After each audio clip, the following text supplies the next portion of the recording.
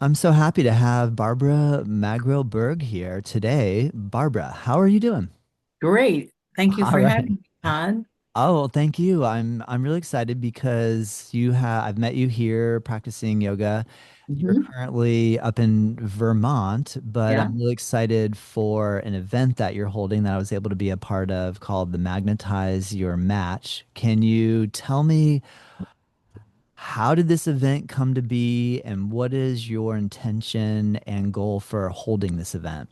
Right. So the summit is called Magnetize Your Match, Top Secrets Every Ambitious Woman 40 plus needs to know to attract her soulmate. Because that was me. And I really struggled in my soulmate journey, in between my divorce from my Australian husband at the age of 35 until I met my soulmate at the age of 57. So, dated a lot, but honestly was very lost and bewildered as to why love was so elusive for me, considering I was raised in a family where my parents were married for 61 years. My grandparents were both married for over 50 years. There was no divorce in my family. Yeah, it's Anyway, a high bar to try to live up to. yeah, I suppose. Yep, yep. And just being from uh a different mindset than their generation. Looking back, they probably compromised a lot more than I would ever be willing to, but did have good marriages, all of them, all three of them, my grandparents and my parents. Anyway, so over the 20 years in between my divorce, I did a lot of workshops. There was no life coaches though. There was no relationship coaches during those days. There was weekend workshops. I did yoga a lot. I've studied yoga since I'm 17. I even became a certified yoga instructor. Iyengar at the Center for Yoga in LA. Oh, wow. And so always met interesting people, always, had a boyfriend, but in my work that I do, my subtitle, I say, I teach you how to not compromise yourself in order to be loved. And when I finally had that awareness on how much I compromised myself in order to be loved, it was such an awakening. And um, wow. And so I finally did work with a relationship coach. And we did tapping, EFT, to remove subconscious limiting beliefs. And I worked with her for 18 months. And during that time, Kevin came into my life. And within 3 months, we were engaged. And within a year, we were married. Mm. And from the outside, people thought, oh, that was so quick. But like you with your podcast for years, you know, maybe on the seventh year, all of a sudden, huge success, but it didn't happen quick. It's just that when it becomes public quickly, it looks quick. But what you don't realize is Good there's so point. much work that goes on behind the scenes. There's so much work that comes to the mat, right? We bring ourselves to the mat, and that's where the work really begins. When did you first hear the word soulmate?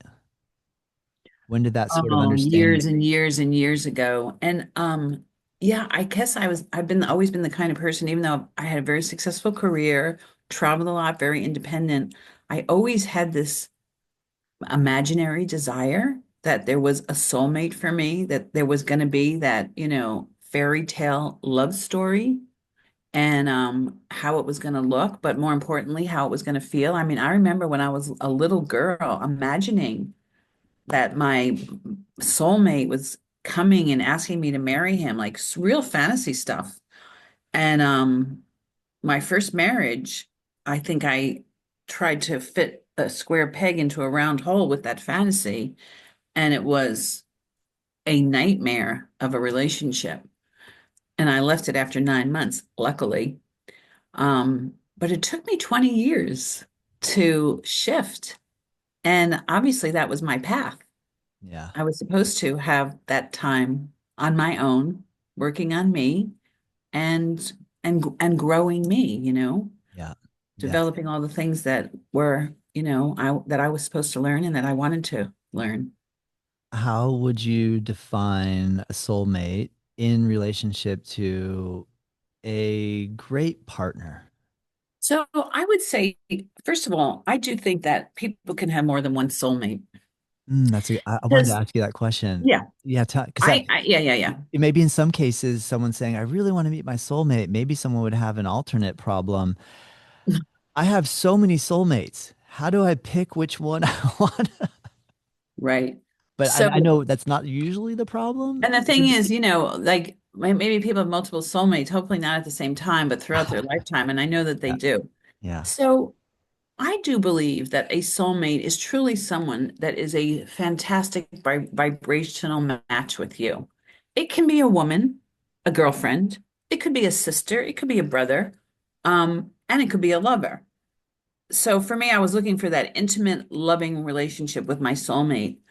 And when I do a comparison of husband number one and husband number two, I could see how I would think that number one initially was my soulmate.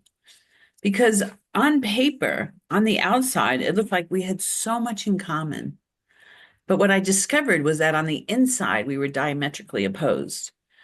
Whereas my husband, Kevin, on the outside, we have, a great compatibility, but on the inside, we are just so in alignment in so many ways. I mean, I forget what we were just talking about this morning. And he goes, I really don't like that. I said, neither do I. And it was something, I can't remember what it was, but it was just, sometimes the smallest things. So I just think you're really in sync. yeah. Yeah. So, yeah, Good answer. yeah, Well, that's cool. And then, what is your intention with holding this online summit? What is like if the big dream, what is your, yeah. if you have a vision for the outcome of this event, what are you envisioning? I mean, I really want to have a big impact and show women, single women, maybe even single men, but my target really is single women because that's who I was. Ambitious single women over 40 who have struggled to meet the right partner, but they're successful in their career and they're successful in other areas of their life. I just want to teach them what I learned. Like, no one taught me. And so I made so many mistakes. And there is a science to it. And there is also spiritual principles and there's also practical exercises that one needs to do to create the space to receive the right partner and be at that vibration.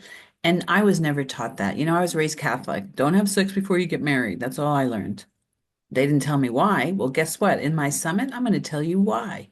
Not to not have sex before marriage, but why sex? You need to be very careful with who you bring into your bedroom, and the reason why. So I know we weren't taught. We were taught how to drive cars.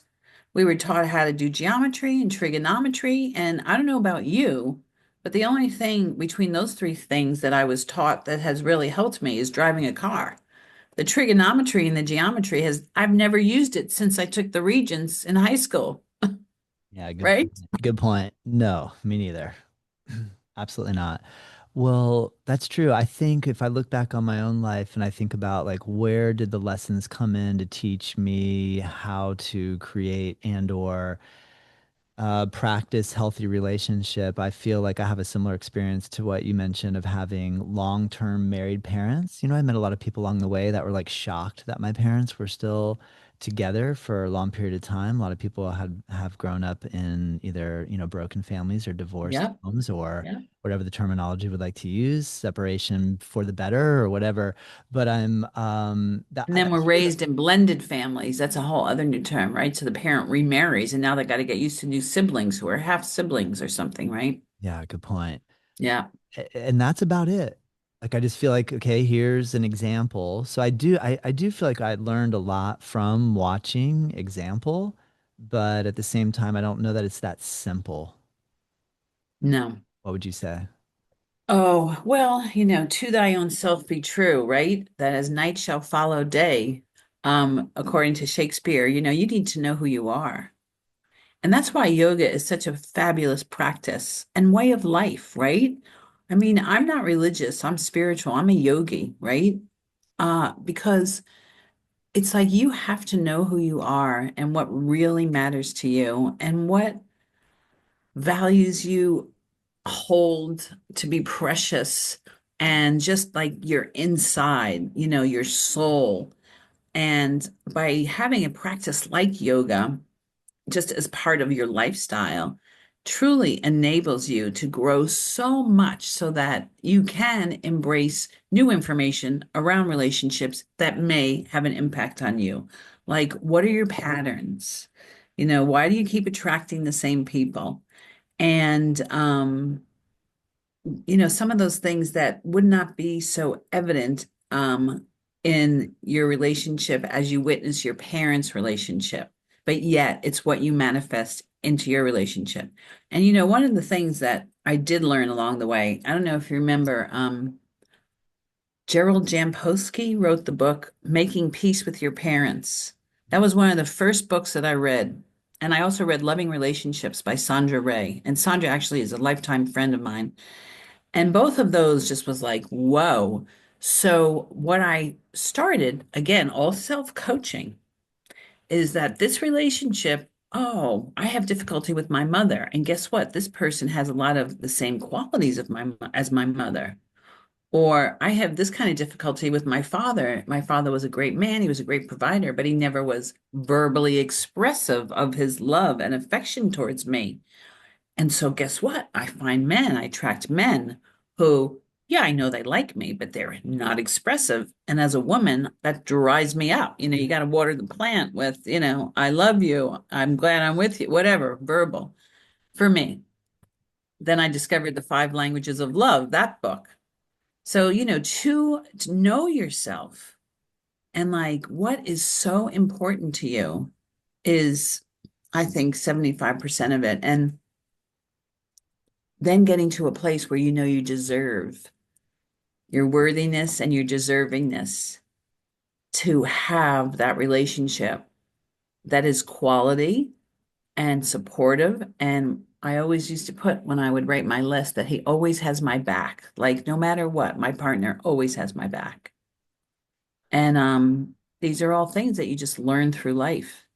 So my summit is really about expediting that process because I've gathered 22 experts on various topics of love and healing and,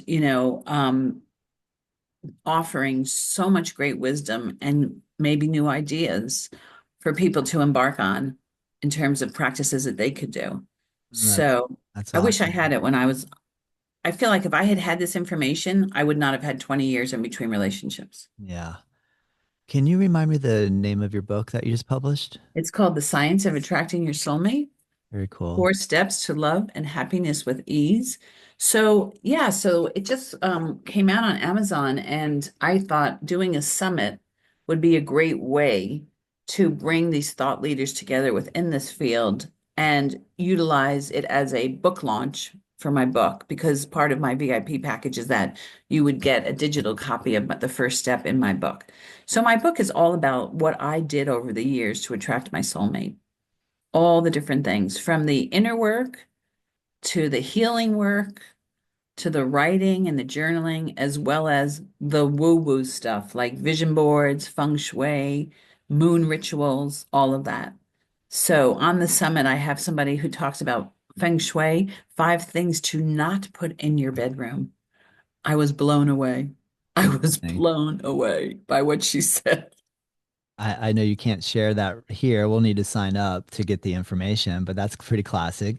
What normal things that you would just have in your bedroom? So did you have to clean some Oh, stuff so I out created a after? relationship corner, of course, and I would always put two of everything, two crystals. I put my actual vision board that I made for my relationship in the corner.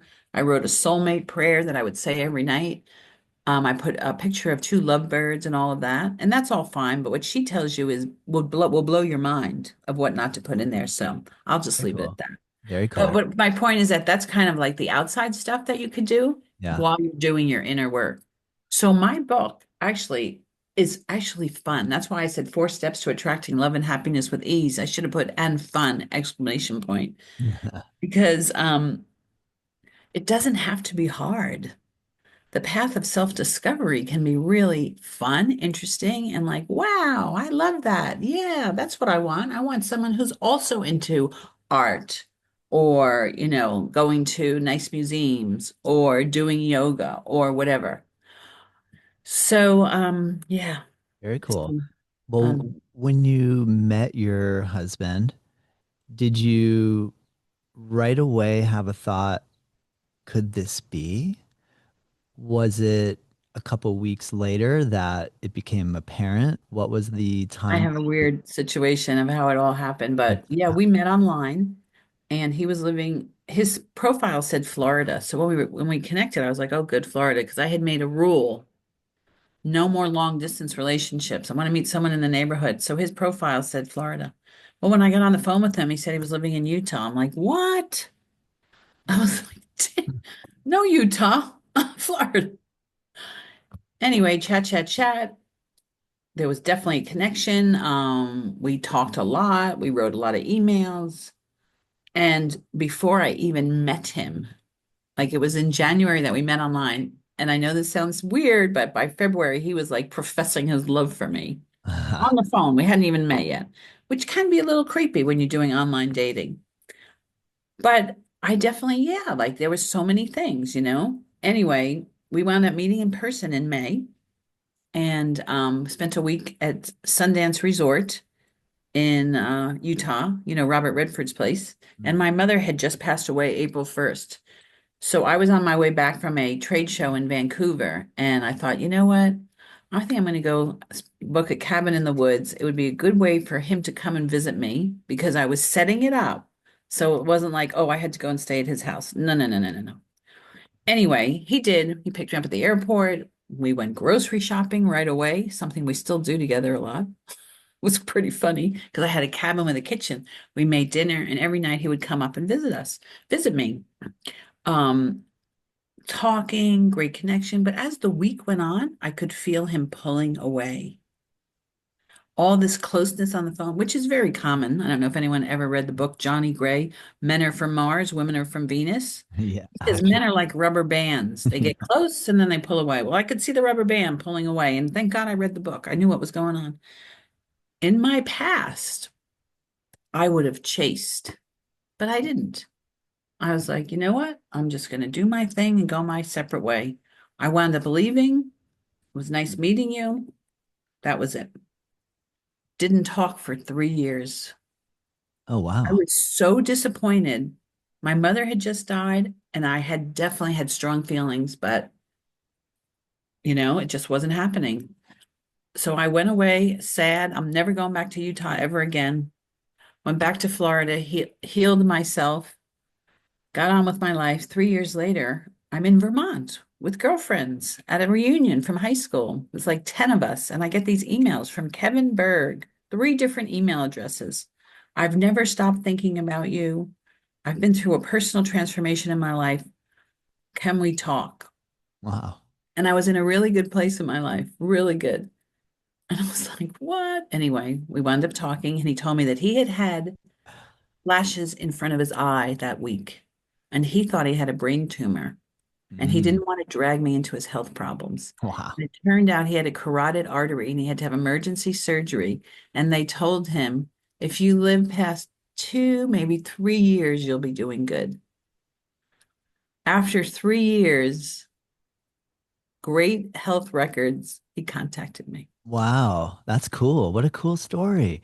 I didn't realize there was that 3-year period of getting to know. So when you said No, but I mean, we initially, didn't talk those 3 years.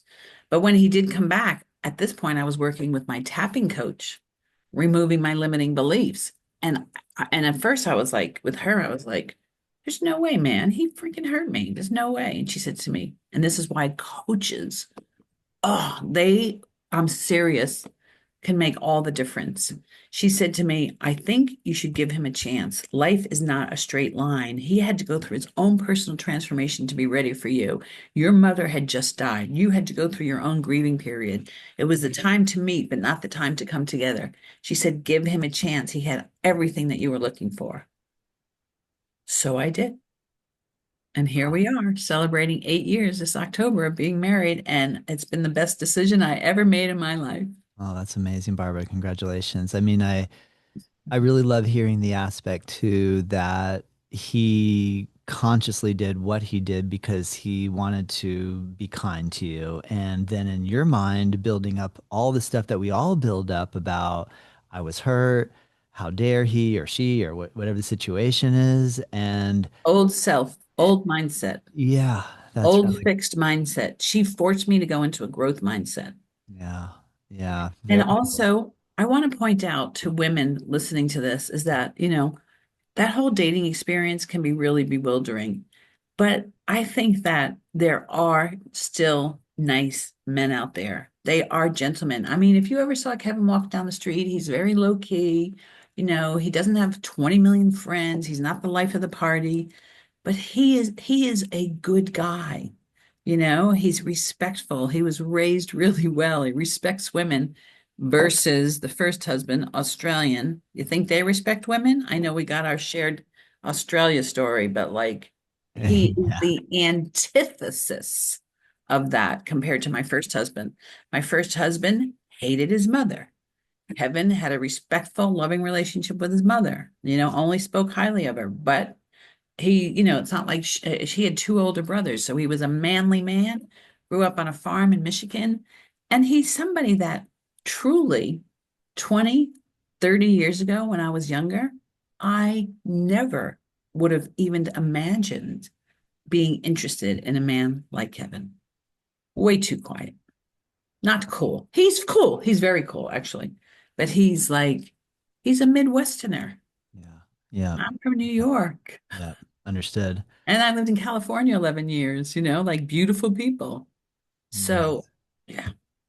What do you think is the top one or two things you hear from people that you're coaching that is what they're bumping up with the biggest challenge? Is it that the majority of men that they meet aren't gentlemen? Is it that people aren't wanting to commit to long-term happiness? Is it what are the main pain points that you Well, I keep mean, hearing?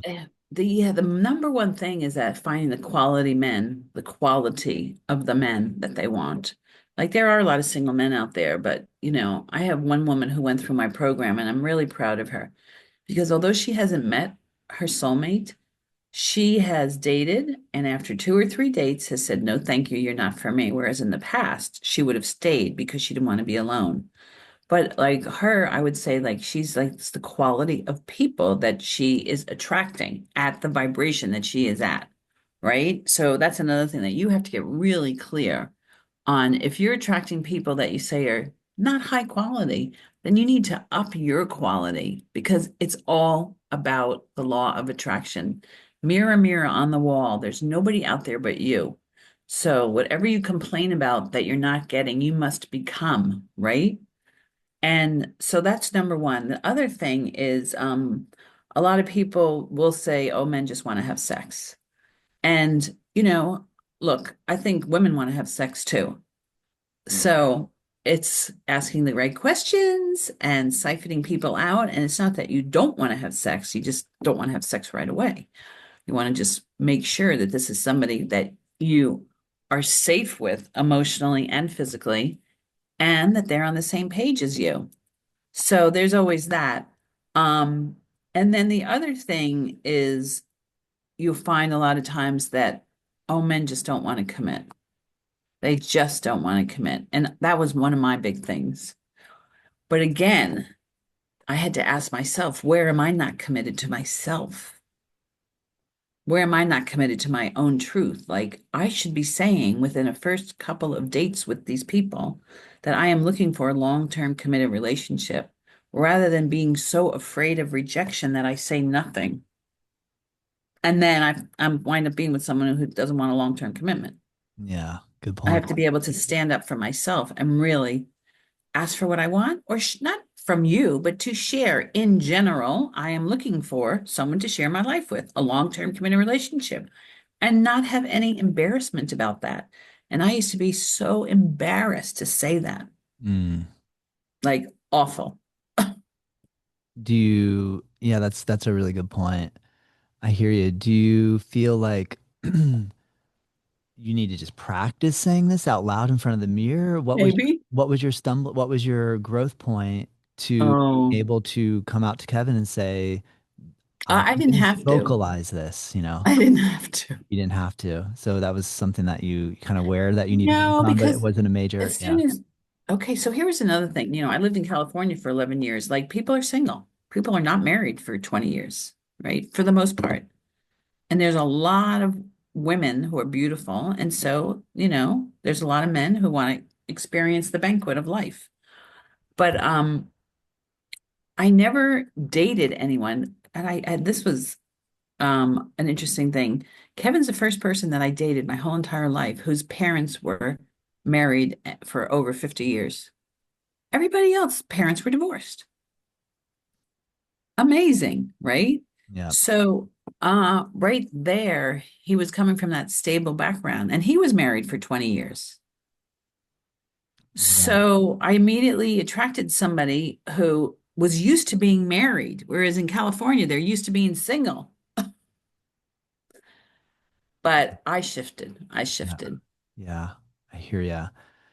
Do you obviously, both of us, you and I, remember the time before the internet, before online dating? Where do you stand currently in relationship to coaching your clients on the use of online dating versus you just got to get out there and meet somebody? What are your Oh, thoughts? no, no, no, no. My whole program is all about igniting the law of attraction and applying the two most important spiritual principles of the universe. So I really started core. My book is not a dating book. My book is about personal transformation and to really understand the law of attraction and how it works. So one of the biggest turning points was understanding. Did you ever read the book, Science of Getting Rich by Wallace D. Wattles? Mm, Well, my book is named after his no, book. I have Mine's the not yet. science of attracting your soulmate, because there's two scientific principles that rule life. And these are the law of attraction, but they're just said in a different way. And they come from his book. There's one divine intelligence, formless substance, or thinking stuff from which all things are made. This invisible one divine intelligence, also called higher power, invisible energy, or whatever word feels right, is the ultimate stuff from which all things are created. Everything starts from divine invisible energy. This is a scientific principle. Okay, let's just start with that. The reason why this is important: a thought in this formless substance produces the thing that is imagined by the thought. In other words, your thought, invisible energy, becomes physical form. Thoughts become things. There are no good men out there. You're right. We're going to send you some shitty men just to prove you're right. Men just want to have sex. You're right. We're going to send you men who just want to have sex. So the thing is, this is where the work begins. Yes. Great point. These We are taught geometry, trigonometry, but we are not taught the basic laws of the universe when we're in grade school. And that's where it begins. So by doing that, it doesn't matter if you like online dating or you don't like online dating. If you don't, I have clients who do not want to do online dating, and then I have others who are totally into it. It is the law of attraction. It is a spiritual principle that if you want to attract your soulmate and you do this inner work and the things that I say, because you do have to do daily stuff like daily gratitude, the more grateful we are for what we have, the more grateful things that we want, that we can be grateful for, will come to us. So again, complaining that there is no one in your life just creates more no one in your life. It's so basic. It's amazing, So, isn't it? Yeah. you know what? If you don't want to do online dating, no problem. I have a friend in New Zealand who wanted to meet her soulmate, and this was before internet dating, but it's a great example. And she, Paramahansa Yogananda, yeah, he wrote Autobiography of a Yogi. She was a big devotee of his, and he has a whole area where you can actually join and become a nun with them. Yeah. So she filled out her application and put it on her altar. And she said, okay, I really want to meet my soulmate and I want to have a family. But if that is not what's right for me, I will go and join the nunnery of this sect. But I'm going to give it 2 weeks. During that 2 week period, she was walking down a street in Auckland, and a man comes running up to her. Ma'am, you dropped your scarf. She turns around. There's this cute guy. Chat, chat, chat. They're around the same age. Turns out he's a musician. So is she. He invites her to go have coffee. Turns out he's a Paramahansa Yogananda devotee also. And this was 20, 25 years ago. Anyway, he asks her out. Yes. So like Sunday, he comes to her house to pick her up wherever they're going to go. And she had just been to a flea market and had bought the top of a sweatpant outfit that was tie-dyed. So you know this was a long time ago. Yeah.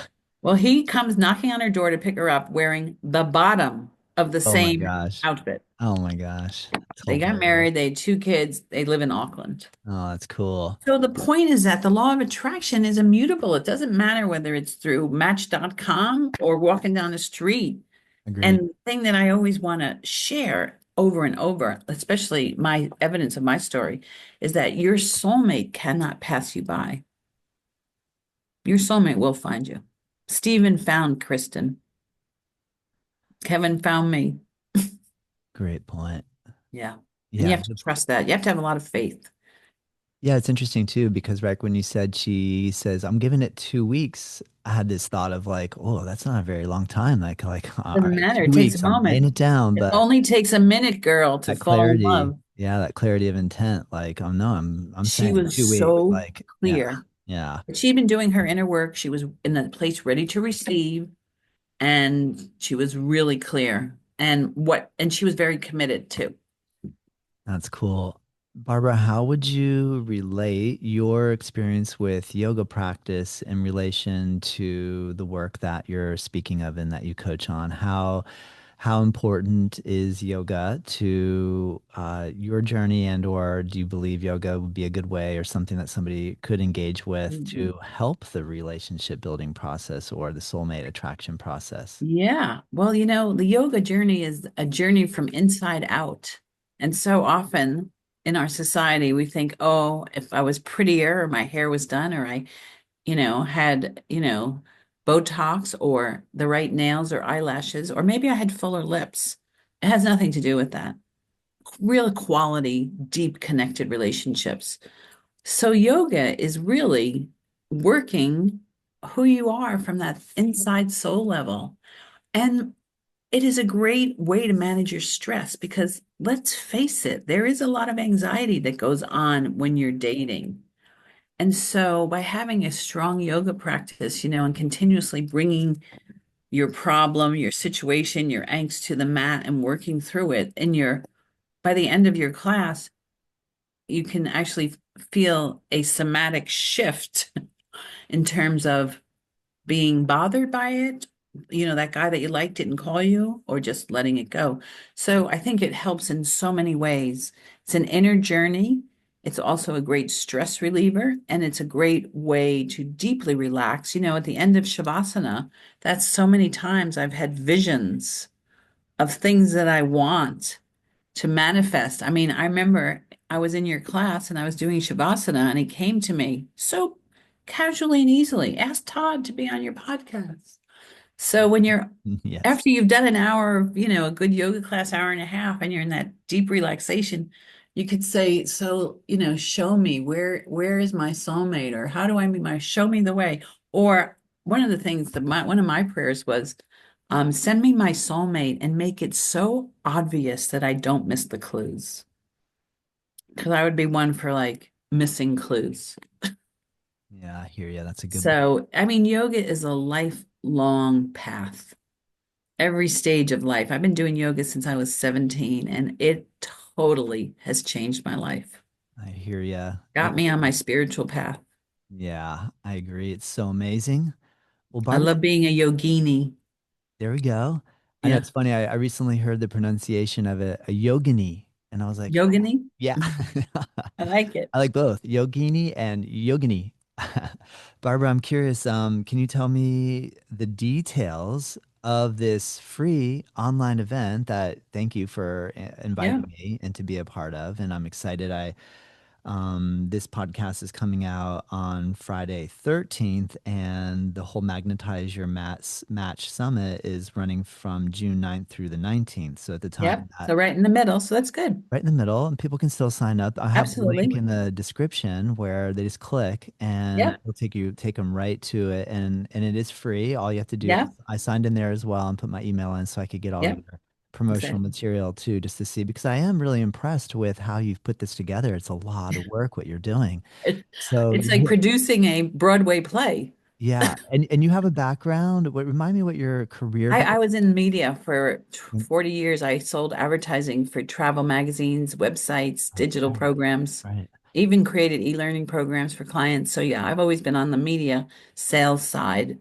Well, But it was print up until, 10, 15 years ago. So then got right. into the digital and within the travel industry though. So I'm a big traveler.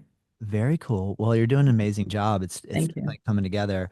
Can you talk a little about how it all goes down and explain the Yeah, details? so it's really, really easy. I mean, first of all, it starts the morning of June 9th. So at 9 a.m., two interviews will be delivered to your inbox if you sign up. It is free. Each interview is 30 minutes. So we know that everyone's busy and we're bombarded with so many different distractions.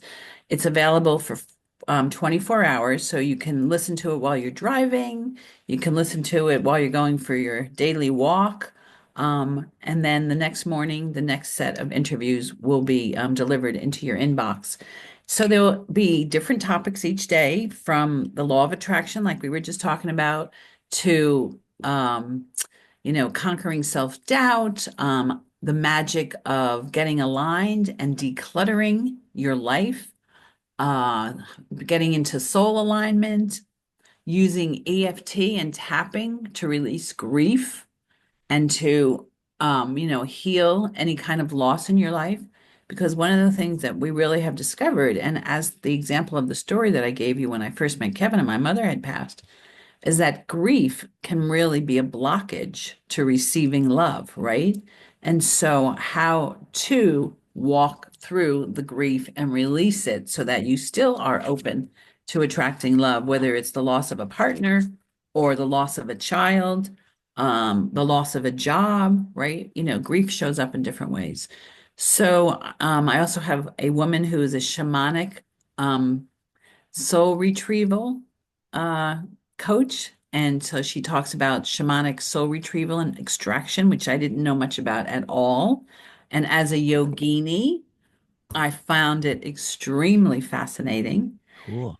And I also have my last two speakers. Well, the first one is on the last day is a couple who just got married and they're in their 60s and Nice. they're both coaches, transformational coaches, authors, speakers, and met 2 years ago, 3 years ago during COVID. Yeah, end of 20 they met and he's Australian from Victoria. So a real good variety, and it's just great to hear from men. So I'm glad, Todd, that you've joined us. You're speaking about secrets from a man's point of view, which I'm sure a lot of women are going to want to hear.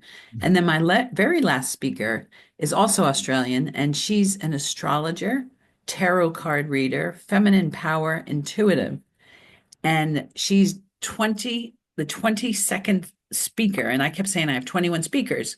Well, when she came on, she said, guess what? 22, 2, 2. That's the numerology number for soulmates. Nice. Yeah. Fit together. So you're like, well, clearly I'm adding you to the roster. I said, you're in, you're in. Well, But no, she didn't realize it until the end of our interview. oh, that's cool. That's But it cool. was just like, talk about being in alignment. And here's the other thing that's pretty crazy about all this is that we're going into a new moon pretty soon, which is a Gemini new moon, and the summit is during the Gemini time period. And then our full moon in June is going to be in Sagittarius. Well, I am a Sagittarius sun sign, Gemini rising, and I'm doing the summit during this new moon of Gemini, which is all about communication and reaching out and, global impact and all of that. Like she's telling me all this during our interview, and I'm like, I'm so in alignment. Like I just picked these dates. That's amazing. I noticed June, I think it's June 11th is the full moon. Are we on the same day? I'm pretty sure. I don't know the exact date that it is. The reason I bring it up is because it's my mom's birthday. So I was really excited to see, oh, it's full moon. And Okay. anytime a full moon So lands, then when the new special. moon stepped out, I mean the new moon that we're in right now is a Gemini new moon. Gotcha. Gotcha. Yeah. So pretty exciting. And then if people are like, well, I just know there's no way I'm going to have time to watch 2 30-minute videos every day. Isn't there Or like listen, a yeah. relatively inexpensive way for Oh them yeah, to so have I access have a to the? VIP package that I'm offering. So if you want to upgrade, you have lifetime access to all 22 interviews and you can really take your time and listen. I do tell people, when you do listen, if you can have a notebook with you and take notes, because there's a lot of valuable information. But if you do want lifetime access, it's $47 for the VIP upgrade, and you also get a 2-hour Attract Your Soulmate Vision Board workshop that I'll be leading probably 2 weeks after the summit. You'll also get a copy of Step One, a digital copy of Step One of my book, The Science of Attracting Your Soulmate. And I will also send you a Attract Your Soulmate quiz to fill out. And once you fill it out, then we can have a complimentary call to discuss what we have noticed about where you may be stuck in your love life and how we can help you shift that. And For maybe $47 a bargain. and Seriously. if I've already found my soulmate, maybe I want to listen to all of the interviews because I have friends that are seeking and I'll actually have some good advice for them versus just me telling them, come on, just get out there and Right. meet some people. I mean, as you were explaining some of the details, I kind of had that thought, like, I want to hear all these, I want to hear what everyone Well, has to yeah. I say. mean, look, And it I, doesn't matter. If you're right? married, Right? you should listen to it too, because you know what? In the last few, like the ones I did with the couple, Nancy and Barry, we talk about how to keep your happily ever after. And I have in my book and in that interview through this communication exercise is the three things to ask your partner every night. So there are ways like attracting your soulmate is one thing, but keeping a happy, Yeah. flourishing marriage is another. But Yes. I can assure you, Todd, and I know that you would vouch for this. If you do your inner work and you truly marry a partner who is so aligned with you and complements you, values, long-term goals, lifestyle. That is 90% of the work. So that the communication and the years together are actually easier. And maybe you just need to learn some good communication skills and exercises, and then practice this one exercise that I told you to stay connected. Right. Because even if you did this communication exercise, like with my first husband, like, first of all, he'd be like, I don't want to do stuff like that. It's ridiculous, as an example. Um, but even if you did do it, it wouldn't really repair the in uh the underlining incompatibilities that you cannot change, Yes. that are core. We're talking core level stuff. Oh, Impossible to change or shift. I hear you. Well So said, you Barbara. just gotta, yeah. That's why, oh, one of my taglines is I save you years of unhappiness and struggling. I save you years. A little bit of coaching goes a long way. It's Getting some amazing. ideas and having some insight from outside our own little perspective, it can help big time. Right. That like my coach, if she hadn't told me what she did, I probably would have told Kevin, no, you hurt me. My Good old point. self is Good point. wounded. And you and I would not be here now. No. No, I'm kidding. Rather than me taking responsibility and saying, you know what? I guess if he's telling me this isn't the right time for him, maybe it's not the right time for me either, you know? Yeah. So, which is Good. what happened. So I'm grateful I had that coach. Oh man. Well, I'm so excited for you, Barbara. And thank you so much for joining me. I really appreciate you taking Yeah, time this out of is your really nice. day. It's been great meeting you and having you be part of my community. Thank you for including me, and I'm honored. And thanks again. I really look forward to seeing the evolution of what comes out of this summit. And thank you so much. And you can follow me on Facebook, Barbara Magro Berg. And I also have a private Facebook group if anyone's interested in joining called The Science of Attracting Your Soulmate. Cool, Barbara. I'll put those links there. Well, it's really easy for people to find you on all your social And media, Instagram also, The website. Science of Attracting Love on Instagram. Awesome. Thank you, All Barbara. right. Thanks, Todd. Have a wonderful day. You too. Thank you. Bye bye.